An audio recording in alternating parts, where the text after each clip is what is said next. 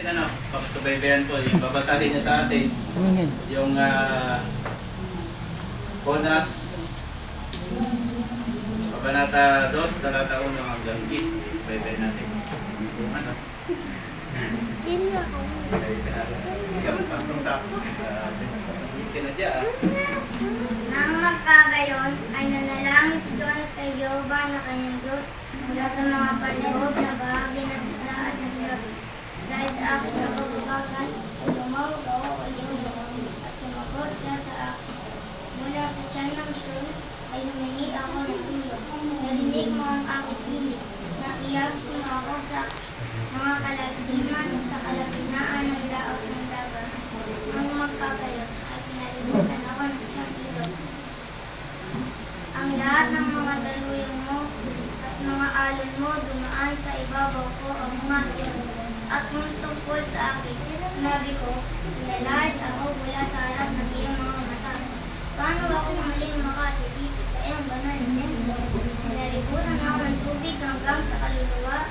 Patuloy akong kinukulong ng matubig na kadaliman. Ang mga damang dagat ay nakapulok sa aking ulo.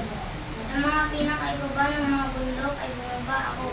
Ang tungkol sa lupa, ang mga halang ito ay suma sa akin sa panahong walang taklat. Ngunit kung mula sa hukay ay iawin mo ang aking buhay, o Jehovah na aking Diyos. Sa kay ng aking kaluluwa ay manlupaybay sa loob ko. Jehovah minsan na alaala ko. Sa gayon ay dumating sa iyo ang aking panalangin sa loob ng iyong banal na templo. Kung tungkol sa nagmamasid sa mga Israelita tao, iniiwan nila ang kanilang maibigay kabaitan. Ngunit kung tungkol sa akin, pamamagitan ng tinig ng pasasalamat ay nabahain ako sa iyo. Kung ano ang aking ipinanata ay tutuparin ko. Ang kaligtasan ay kay Jehovah.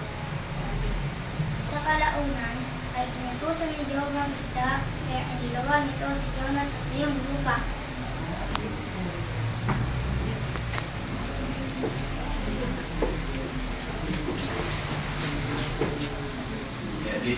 additional pang tutulungan yan.